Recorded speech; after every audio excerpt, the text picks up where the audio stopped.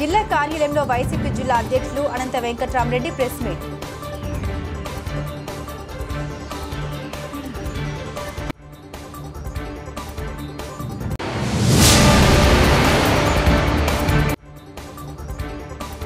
Auto కార్మికుల సమస్యలపై అసెంబ్లీలో మాట్లాడిన ప్రభుత్వ whip central MLA bonda Uma.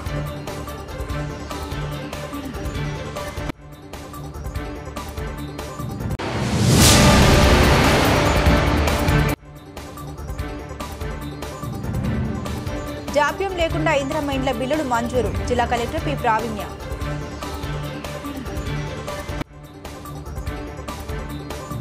రైతు దగ్గర లంచం తీసుకుంటూ పట్టుబడ్డ ఆర్ఐ సర్వేయర్లు. వనపర్తి జిల్లా కొత్తకోట తహసీల్దార్ కార్యాలయంపై రైతు దగ్గర నుండి 40,000 లంచం తీసుకుంటుండగా పట్టుబడ్డ RI Vasu. Deputy surveyor Naveen Reddy Mahabubnagar ACB DSP తెలిపిన వివరాల ప్రకారం కొత్తకోట మండలం నిర్వేన్ గ్రామానికి చెందిన రైతు ఇనాం భూమి ఓఆర్సీ కొరకు ఆర్డీఓ వనపర్తికి అప్లై చేసుకోగా ఆర్డీఓ కొత్తకోట తహసీల్దార్కు పిటిషన్ను విచారణకు ఇవ్వగా tahsildar RI Vasu deputy surveyor Naveen రెడ్డిలకు అప్పగించగా సదరు రైతు దగ్గర నుండి 40,000 రూపాయల లంచం డిమాండ్ చేశాడని ఫిర్యాదు అందడంతో ఏసీబీ డీఎస్పీ విచారించి ఆర్ఐ డిప్యూటీ సర్వేలను అదుపులోకి తీసుకుని కేసు నమోదు చేయడమైందని వీరిని ఏసీబీ నాంపల్లి కోర్టులో అప్పగిస్తామని తెలిపారు. ఈ సందర్భంగా డీఎస్పీ ఏ ప్రభుత్వ అధికారులైనా లంచం డిమాండ్ చేసిన ఎడల 1064కు ఫిర్యాదు చేసిన ఎడల తక్షణమే చర్యలు తీసుకుంటామని తెలిపారు. DSP ACB Mahbubnagar range మాకు వచ్చిన కంప్లైంట్ పైన ఈరోజు ఒక కేసు రిజిస్టర్ జరిగింది. నిర్వేన గ్రామంకి సంబంధించినటువంటి ఒక వ్యక్తి ఇనామ్ ల్యాండ్స్ ఓఆర్సీ కోసము ఆర్డీఓ గారికి అప్లై చేసుకోవడం జరిగింది. ఆర్డీఓ గారు తహసీల్దార్కి ఎంక్వైరీ చేయమని పంపించిండు. తహసీల్దార్ గారు సర్వేయరు అండ్ ఎంఆర్ఐ వాళ్ళకు పిటిషన్ ఎంటర్ చేసిండు. ఫీల్డ్ ఎంక్వైరీ చేసి రిపోర్ట్ చేయమని చెప్పి ఆర్డీఓ గారు పంపించినటువంటి పిటిషన్ తహసీల్దార్కు వచ్చింది. తహసీల్దార్ గారు అటు పిటిషన్ను ఎంఆర్ఐ అండ్ డిప్యూటీ సర్వేయర్ గారికి ఫీల్డ్ ఎంక్వైరీ చేసి రిపోర్ట్ ఇవ్వమని చెప్పేసి ఇవ్వడం జరిగింది.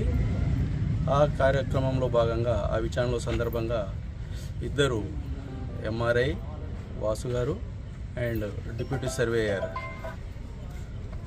నవీన్ రెడ్డి గారు ఇద్దరు కలిసి 40,000 రూపాయలు డిమాండ్ చేయడం జరుగుతుంది. కంప్లైంట్ని 40,000 డిమాండ్ చేసి 40,000 ఇచ్చినట్లయితే మీకు ఎక్కడ ఎటువంటి ఆటం లేకుండా ఎంఆర్ఓ ద్వారా కానీ ఆర్డీఓ ఆఫీస్లో కానీ ఎక్కడ కానీ ఎటువంటి ఆటంకం లేకుండా 40,000 ఇచ్చేస్తే మీ పని అయిపోతుందని డిమాండ్ చేయడం జరుగుతుంది. కాబట్టి అట్టి విచారణలో భాగంగా ఈరోజు కేసు నమోదు చేసుకొని వాళ్ళిద్దరిని అదుపులోకి తీసుకొని విచారణ చేయడం జరుగుతుంది. సార్ ఏం ఎవిడెన్స్ దానికి సంబంధించి 40,000 డిమాండ్ చేసింది అన్నారు కదా సార్, ఎవిడెన్స్ ఏముంది సార్? ఎవిడెన్స్ అంత ఎవిడెన్స్ బేస్డ్ తోటే ఉంటుంది. అంటే ఎవిడెన్స్ అంటే ఇప్పుడు వాళ్ళు చెప్పడం, ఆ రైతు చెప్పడం ఒక్కటే ఎవిడెన్సా లేదంటే వేరే ఇంకేమైనా ఎవిడెన్స్? అవన్నీ మీకు లైవ్లో మీరు దీంట్లో షేర్ చేయడం జరుగుతుంది. ఇప్పుడు డబ్బులు తీసుకున్నారా లేదు సార్? అంతే డబ్బులు తీసుకుని డిమాండ్ చేయడం జరిగింది, డబ్బులు తీసుకోలేదు. ఓకే, అంటే ఇప్పుడు మీరు కేసు నమోదు చేసారా సార్? నమోదు చేసి అదుపులోకి తీసుకోవడం జరిగింది. రేపు ఏసీబీ కోర్టు నాంపల్లిలో ప్రొడ్యూస్ చేయడం జరుగుతుంది. ప్రభుత్వాధికారులు ఎవరైనా ప్రజల నుంచి డబ్బులు డిమాండ్ చేసినట్లయితే ఏసీబీ టోల్ ఫ్రీ నంబర్ 1064కు కానీ వాట్సాప్ నంబర్కి కానీ సోషల్ మీడియా ప్లాట్ఫామ్స్ అయినటువంటి ఫేస్బుక్ కానీ ట్విట్టర్ కానీ కంప్లైంట్ చేసినట్లయితే ఫిర్యాదుదారుల యొక్క వివరాలు గోప్యంగా ఉంచి సంబంధిత అధికారులపై విచారణ చేసి తగు చర్య తీసుకొనబడుతుంది. ఘనంగా నరేంద్ర మోదీ 75వ జన్మదిన వేడుకలు. వనపర్తి జిల్లా కొత్తకోట మండలం పాలెం గ్రామంలో భారత ప్రధాని నరేంద్ర మోదీ 75వ జన్మదిన వేడుకల్ని ఘనంగా నిర్వహించారు. ఈ సందర్భంగా భారీ కేక్ను కట్ చేసి బాణసంచా పేల్చి కార్యకర్తలు సంబరాలు చేసుకున్నారు. అనంతరం కార్యకర్తలు రక్తదాన శిబిరాన్ని నిర్వహించారు. సుమారు 80 మంది బీజేపీ కార్యకర్తలు రక్తదానం చేశారు. ఈ కార్యక్రమంలో BJP parliament convener Dokuru Pavan Kumar Reddy, BJP నేత మాజీ ఎమ్మెల్యే రావుల రవీంద్రనాథ్ రెడ్డి, మాజీ జిల్లా అధ్యక్షుడు రాజవర్ధన్ రెడ్డి తదితరులు పెద్ద సంఖ్యలో పాల్గొన్నారు.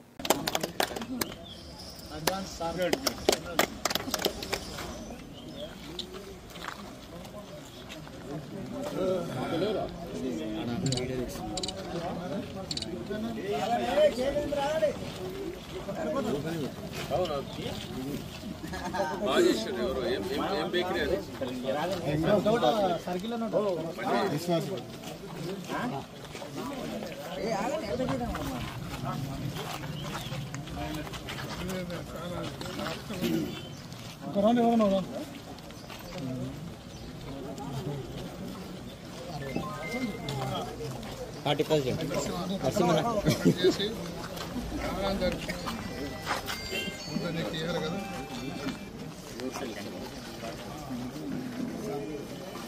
సిద్దిపేట జిల్లా చిన్నకోడూరు మండల కేంద్రంలోని యూనియన్ బ్యాంక్ ఆఫ్ ఇండియాలో రైతుల క్రాప్ లోన్ల రెన్యువల్ విషయంలో రైతులు తీసుకున్న క్రాప్ లోన్ అసలు మరియు ఇంట్రెస్ట్ పైసలు కట్టాలంటూ ఇబ్బందులకు గురిచేస్తూ బ్యాంకు సిబ్బందితో కొంతమంది దళారులు కలిసి వేధింపులకు గురిచేస్తున్నారు.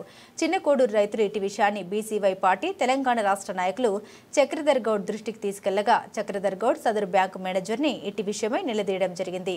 ఇకపైన రైతులు ఎలాంటి ఇబ్బందులకు గురి చేయము అని బ్యాంకు సిబ్బంది చెప్పడం జరిగింది. రైతులకు ఎలాంటి సౌకర్యం కలిగిన వారి పక్షాన పోరాడతామని రైతాంగానికి అండగా ఉంటామని చక్రధర్ గౌడ్ హామీ ఇచ్చారు. మీరు ఖచ్చితంగా they are uneducated, they are innocent farmers. మీరు ఖచ్చితంగా ఇన్ఫార్మ్ చేయాలా లేదా? మీరు డబ్బులు కట్టలేకపోతే ఒక వెసులుబాటు ఉందని మీరు చెప్పాల్సిన బాధ్యత మీ మీద ఉందా లేదా? అది కూడా వెసులుబాటు లేదు. ఎనీ క్యాష్ క్రాప్ రిలీవ్ జరగాలంటే కంపల్సరీ అకౌంట్ జీరో కావాల్సింది, 100% జీరో కావాల్సింది. లేకుంటే అకౌంట్ రిలీవ్ కాదు. బట్ ఇప్పుడు వాళ్ళకి రిబేట్ ఇచ్చే వాళ్ళకి ఏంటంటే ఇప్పుడు ఎస్పెషల్లీ ఆర్డర్స్ వచ్చినప్పుడు ఏమవుతుంది, ఇప్పుడు మనం ఎక్కడైతే ఇంట్రెస్ట్ సబ్మిషన్ గవర్నమెంట్ క్లెయిమ్ చేయాలి కాబట్టి అది రాంగ్ క్లెయిమ్ చేయలేదు. ఇప్పుడు వేరే మీకు ప్రొసీజర్ ఉంది సార్, ఒకటి చెప్తా వినండి. మీరు ఇంత సూటు తిరిగి వచ్చినా నేను ఒకటి చెప్తా, చెప్పండి. ఇప్పుడు 3% మేము క్లెయిమ్ చేస్తామో దానికి ప్రాపర్ మీటింగ్ చేసేవాళ్ళు. ఆ 3% కంపల్సరీ 1 కంపల్సరీ స్టేట్ బ్యాంక్ లో ఉండాలి అమౌంట్. ఇప్పుడు వేరే ఎవరికైతే 3% క్లెయిమ్ చేస్తలేమో దానికి లేకుండా నడుస్తుంది. ఎందుకంటే ఆఫీస్ ఏమో డమ్మీ ఎంట్రీ కొడతాము, ఏదో కొడతాము, వాళ్ళకి రీసెంట్ పేమెంట్ తీసుకుంది. ఎందుకంటే వాళ్ళకి ఓన్లీ ఇంట్రెస్ట్ పెట్టి డమ్మీ పేమెంట్ కొట్టడానికంటే అది వాళ్ళ ఫేవర్ కోసం బద్వేల్ పట్టణంలోని మైదకూర్ రోడ్లోని శ్రీ శ్రీ ఈశ్వరీదేవి ఆశ్రమం నందు ఆలయ నిర్వాహకులు సుబ్బరాయుడు స్వాముల వారి ఆధ్వర్యంలో శ్రీ విశ్వకర్మ జయంతి ఉత్సవాలను ఘనంగా నిర్వహించారు. అత్యధిక సంఖ్యలో భక్తులు భక్తి శ్రద్ధలతో స్వామివారిని దర్శించుకుని తమ మొక్కులు తీర్చుకోవడం జరిగింది. తెల్లవారుజాము నుండి ప్రత్యేక పూజా కార్యక్రమాలు నిర్వహించారు. విశేష సంఖ్యలో భక్తులు స్వామివారిని దర్శించుకుని తమ భక్తిని చాటుకున్నారు. ఆలయానికి వచ్చే భక్తులందరికీ ఆలయ కమిటీ సభ్యులు ప్రత్యేక తీర్థ ప్రసాదాలు అందించారు. ఈ కార్యక్రమంలో ఆశ్రమానికి సంబంధించిన కమిటీ మెంబర్లు పాల్గొనడం జరిగింది.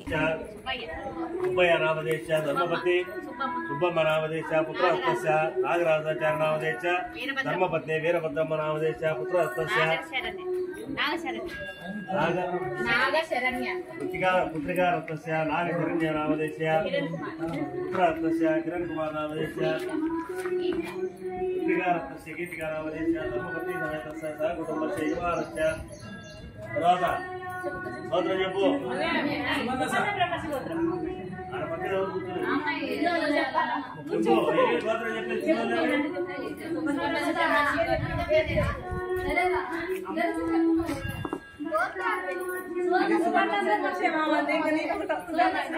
గోత్రము అంటే సుపర్ణత బ్రహ్మర్షి మీ గోత్రం అది. పేరు అమ్మ పేరు మీ ముగ్గురు పేరు మళ్ళీ నాన్నమ్మ పేరు.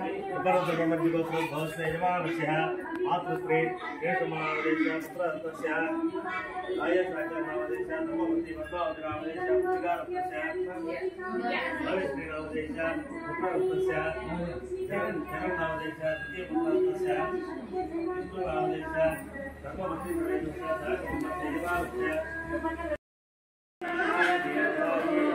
ఆటో కార్మికుల సమస్యలపై అసెంబ్లీలో మాట్లాడిన ప్రభుత్వ whip central MLA bonda Uma.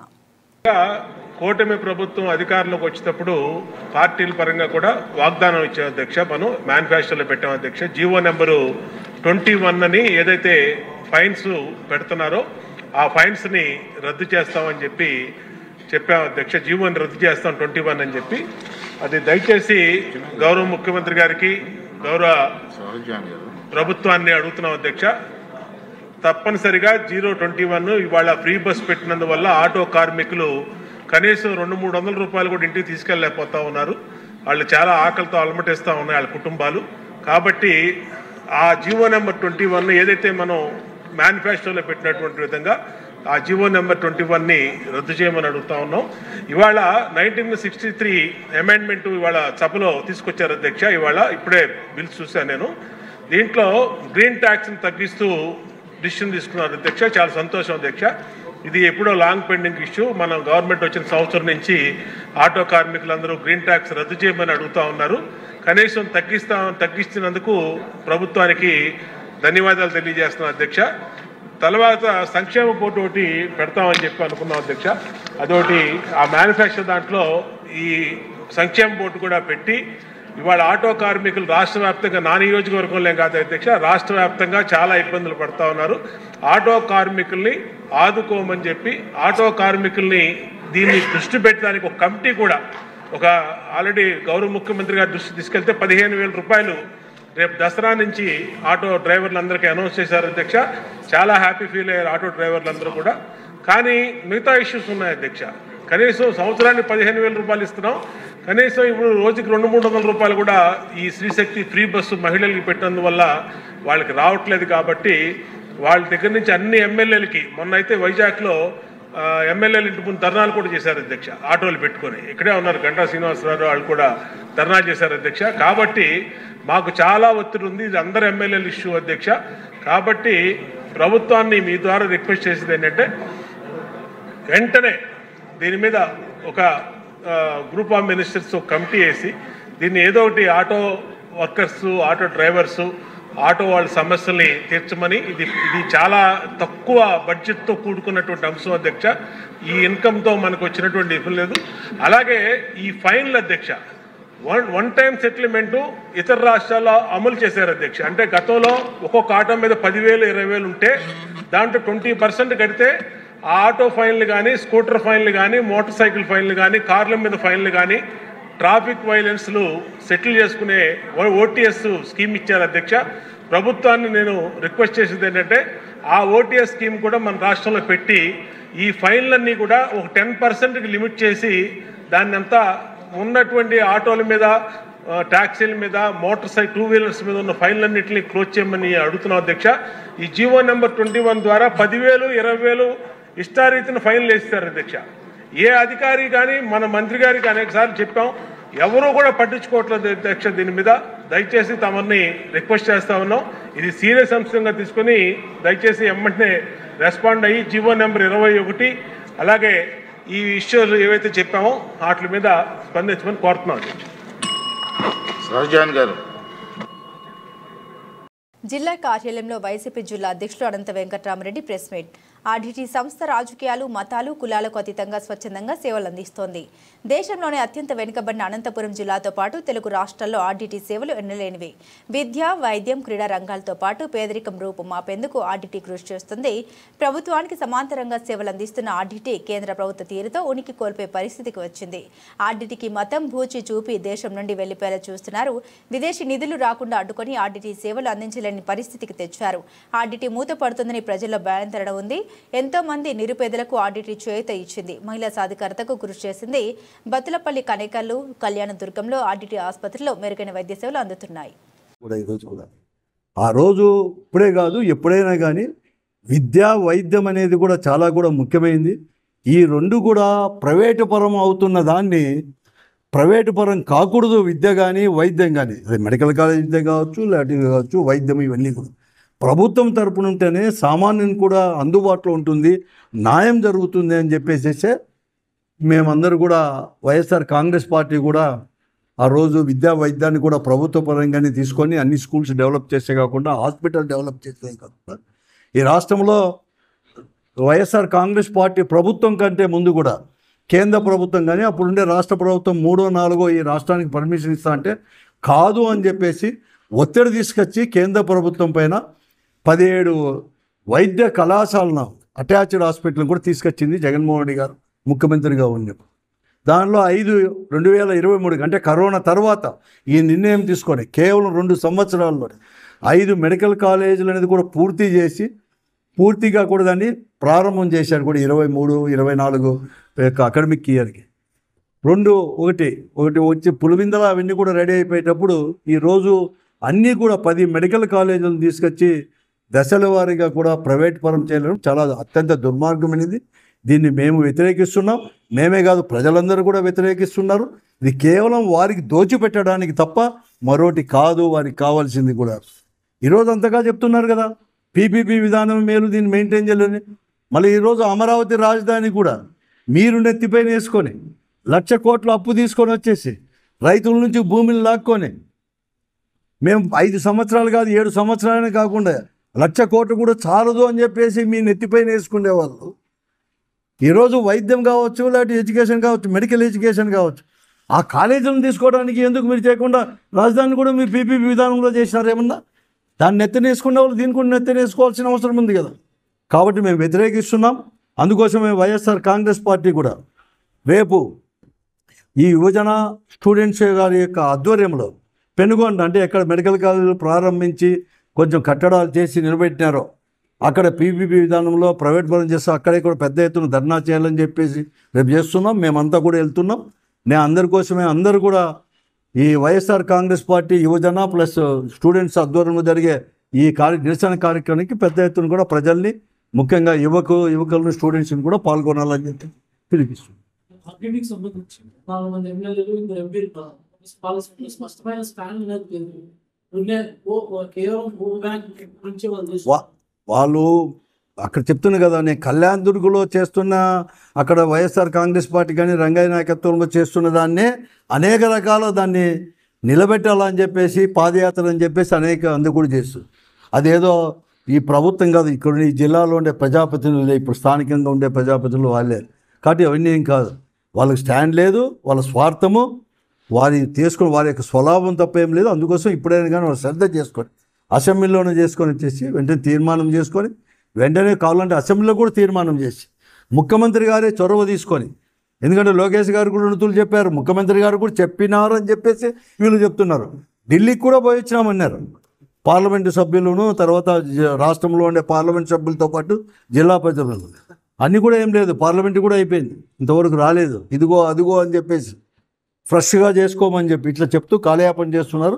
వాళ్ళు కూడా నిర్ణయం తీసుకున్నారు, ఇంకా చేత కాదని చెప్పేసి ఇప్పటికే 3 నెలలు నిధులు రాకపోయినా చేస్తామని. ఆ పరిస్థితుల్లో అందరు కూడా పెద్ద ఎత్తున ప్రజా ఉద్యమం కూడా నిర్మిస్తాం, మెడలు వంచుతాం కూడా, తప్పకుండా కూడా తీసుకొని వస్తాం. అటువంటి సంస్థలను పోగొట్టం, అది కావచ్చు మెడికల్ కాలేజీలు ప్రైవేటీకరణ చేస్తుంది. స్వస్థ నారీ స్వశక్తి పరివార్ అభియాన్ పోచారం మున్సిపాలిటీ పరిధిలోని నారపల్లి పిహెచ్సి సెంటర్లో స్వస్థ నారీ స్వశక్తి పరివార్ కార్యక్రమంలో భాగంగా స్థానిక మెడికల్ ఆఫీసర్ డాక్టర్ శోభన ఆధ్వర్యంలో ఏర్పాటు చేశారు. ఈ కార్యక్రమానికి ముఖ్య అతిథిగా మాజీ మంత్రివర్యులు మేడ్చల్ నియోజకవర్గ శాసనసభ్యులు చామకూర మల్లారెడ్డి హాజరయ్యారు. ఈ సందర్భంగా మల్లారెడ్డి మాట్లాడారు.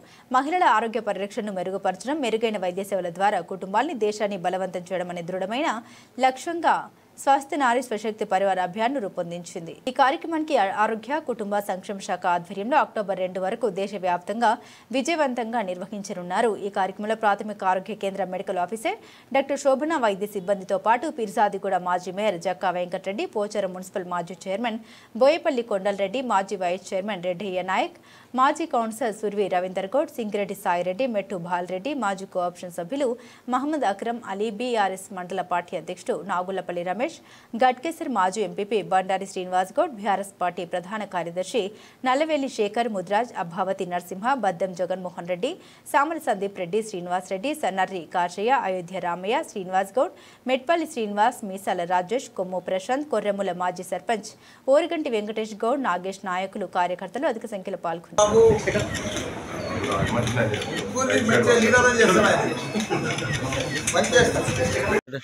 ఈరోజు మన పోచారం మున్సిపాలిటీలో స్వస్తి నారీ స్వశక్తి పరివార్ ఆరోగ్యమైన కుటుంబంతో ప్రతి ఒక్కరు ఉండాలి. అదే మాదిరిగా ఈరోజు పోచారం మున్సిపాలిటీలో మన ప్రాథమిక ఆరోగ్య కేంద్రంలో గత సెప్టెంబర్ 2 నుంచి అక్టోబర్ 20 దాకా ఈ ప్రోగ్రాం చేస్తున్నారు. డాక్టర్లు అందరు కలిసి ప్రతి ఒక్క మహిళ ఆరోగ్యవంతురాలు ఉండాలి. అన్ని చెకప్లు కానీ, టెస్టులు కానీ, బీపీలు కానీ, షుగర్ కానీ, ప్రెగ్నెంట్ ఉన్న మహిళా సోదరిమణులకు కానీ అందరికి కూడా ప్రతి ఒక్క చెక్ చేసి వాళ్ళ ఆరోగ్యంగా ఉండాలని చెప్పి ఈ ప్రోగ్రాం పెట్టాం. దీనికి అందరు కూడా పెద్ద ఎత్తున మహిళా సోదరులందరూ కూడా వచ్చి చెక్ చేసుకుంటున్నారు. ఎందుకంటే మహిళ మన ఇంట్లో మన ఆడబిడ్డ ఆరోగ్యంగా ఉంటేనే మన పిల్లలు ఆరోగ్యంగా ఉంటారు, మన మొగోళ్ళు ఆరోగ్యంగా ఉంటారు, కుటుంబం అంతా ఆరోగ్యంగా ఉంటారు. అదే స్కీమ్ ప్రకారం ఇప్పుడు ఈ స్కీమ్ బాగా నడుస్తుంది. డాక్టర్లు కూడా చాలా కష్టపడుతున్నారు, మంచిగా టెస్టులు చేస్తున్నారు, మంచిగా మందులు ఇస్తున్నారు. ఇవన్నీ కూడా బస్తీ దవాఖానాలు, ఆరోగ్య కేంద్రాలు ఎవరు తెలిసిండ్రు? ఈరోజు మహిళలకంతా కూడా ఇంత ఆనందమైంది, అదంతా కూడా కేసీఆర్ దిక్కెళ్ళే. దయచేసి మన ఇప్పుడున్న సీఎం రేవంత్ రెడ్డి గారికి రిక్వెస్ట్ చేస్తున్నా, ప్రతి ఒక్కరికి కూడా మన కేసీఆర్ కిట్ ఇవ్వాలి. ముదాలు ఇచ్చినట్టుగా ఆడబిడ్డ పుట్టినా మగబిడ్డ పుట్టినా వాళ్ళకి 12,000 13,000 ఇస్తే చాలా బాగుంటుందని కోరుకుంటున్నా. విద్యారంగాన్ని బలోపేతం చేస్తూ అన్ని ప్రభుత్వ పాఠశాలలు, సంక్షేమ వసతి గృహాల్లో విద్యార్థులకు సకల సదుపాయాలు కల్పించి నాణ్యమైన విద్య అందించే దిశగా ప్రభుత్వం చర్యలు, ఇందిరమ్మ ఇండ్ల నిర్మాణం పనులు వేగవంతం చేయాలని, రోగులకు మెరుగైన వైద్య సేవలు అందించాలని, సిబ్బంది సమయపాలన పాటించాలని జిల్లా కలెక్టర్ పి ప్రావీణ్య అన్నారు. గురువారం మండల కేంద్రమైన కొండాపూర్లోని ప్రాథమిక ఆరోగ్య కేంద్రాన్ని నిర్మిస్తున్న ఇందిరమ్మ ఇండ్లను, కస్తూర్బా గాంధీ బాలికల విద్యాలయ తరగతి గదులు, రిజిస్టర్లు, వంటశాల సామాగ్రి, భద్రపరచు గది పరిసరాల్ని పరిశీలించారు. ఈ సందర్భంగా కలెక్టర్ మాట్లాడారు. ప్రభుత్వ పాఠశాలల్ని సకల సదుపాయాలు కల్పించి విద్యార్థులకు నాణ్యమైన విద్య అందించేందుకు ప్రభుత్వం చర్యలు తీసుకుంటుందని తెలిపారు. విద్యార్థుల ఆరోగ్యం దృష్ట్యా మధ్యాహ్న భోజనంలో మెనూ ప్రకారం పోషక విలువలు కలిగిన ఆహారాన్ని అందించడం జరుగుతుందని, విద్యార్థులకు శుద్ధమైన తాగునీటి అందించాలని తెలిపారు. ఈ కార్యక్రమంలో మండల పరిషత్ అధికారి వేణుగోపాల్, తహసీల్దార్ అశోక్, ఆత్మ కమిటీ చైర్మన్ మాధవరెడ్డి, గృహ నిర్మాణ శాఖ అధికారులు, వైద్య ఆరోగ్య శాఖ అధికారులు, సిబ్బంది తదితరులు పాల్గొన్నారు.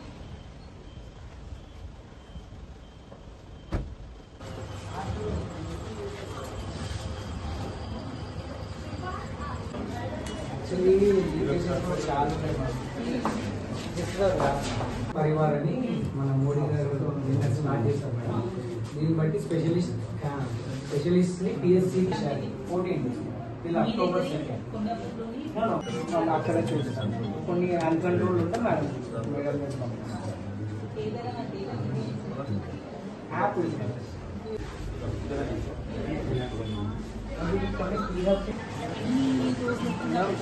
సర్జరీ డేస్ ఉంటుంది. ఈరోజు సర్జరీ చేసి యాక్చువల్లీ అవ్వలేదు. ఈరోజు ఉంది ఇప్పుడు వీకెండ్స్ అయిపోతాయి. స్టాఫ్ నర్స్ ఉంటామా, నార్మల్ డెలివరీ కానీ ఎమర్జెన్సీ కమ్స్ ఇప్పుడు మాత్రం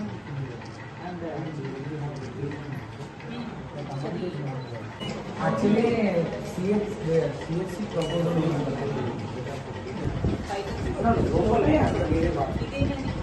అది వాళ్ళు అది రిపేర్ అవ్వాలని చెప్పారు.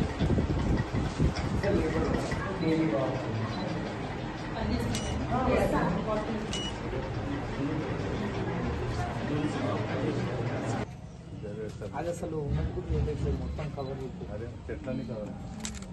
కంపౌండ్ వాళ్ళు కూడా కొంచెం బ్రేక్ ఉన్నారు నాకు. ఇప్పుడు ఈ పక్కదానికి సపరేట్ కాంపౌండ్ ఉంది. బేస్ అంతా ఓకేనా? స్లాబ్ పోయింది.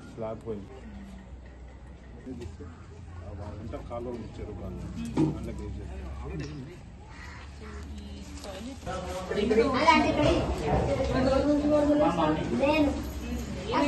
ముళ్ళు దిగబడ్డది, పీకిరా అంటే ఏం లేదు, ఏం నొప్పున్నా అంటే చాలా మస్తు కాలు గురించి వచ్చిన దాకా. ఇప్పుడు ఈమె ఇంగ్లీష్ నాకు చూడంటే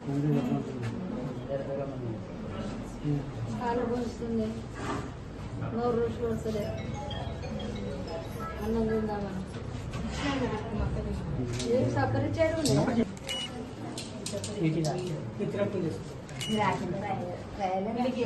తీసుకోమని చెప్తారు. ఆన్లైన్ అప్డేట్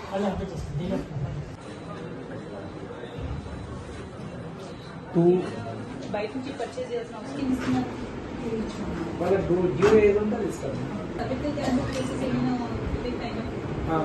ప్రోలాప్స్ వచ్చింది అన్నమాట.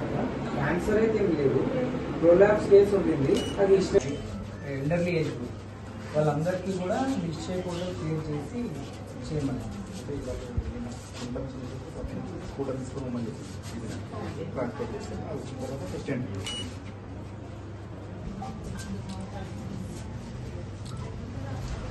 దేనికి వచ్చారు అసలు వాళ్ళు?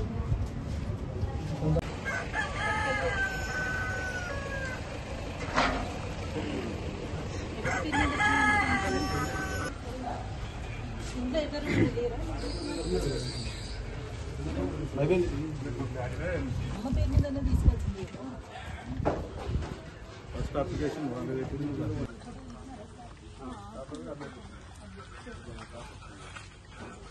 అంటే మొత్తం మెటీరియల్ తెచ్చుకుంటున్నాం.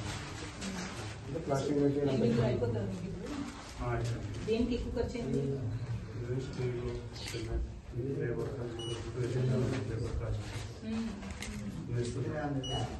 ఇప్పుడు మనం ఎగ్జాంపుల్ మన ఎస్టిమేట్ లో మేసన్ ఛార్జ్ ఎంత పెట్టుకున్నాము? 190 పెట్టాలి. 190 per person per day. ఇంకా స్టీల్ మీద 40. స్టీల్ ఎక్కువ తెచ్చుకుంటారు మేడం. మన లెక్క అట్లాగే శాండ్ కూడా నలుగురిని కలిపి చెప్పాలి. పంచాయత్ సెక్రటరీ ఎవరు?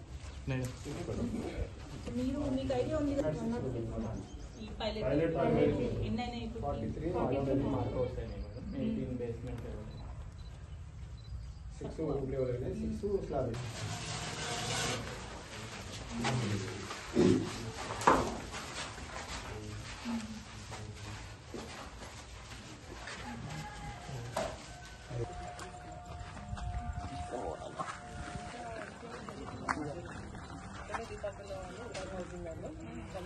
బులెటిన్ ముగించే ముందు హెడ్లైన్స్ మరోసారి. జిల్లా కార్యాలయంలో వైసీపీ జిల్లా అధ్యక్షులు అనంత వెంకట్రామరెడ్డి ప్రెస్ మీట్.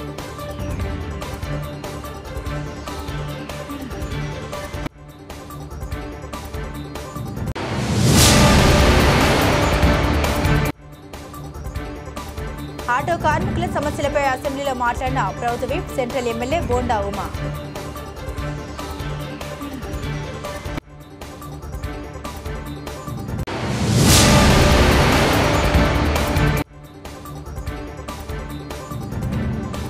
జాప్యం లేకుండా ఇందిరమ్మ ఇండ్ల బిల్లులు మంజూరు. జిల్లా కలెక్టర్ పి ప్రావీణ్య.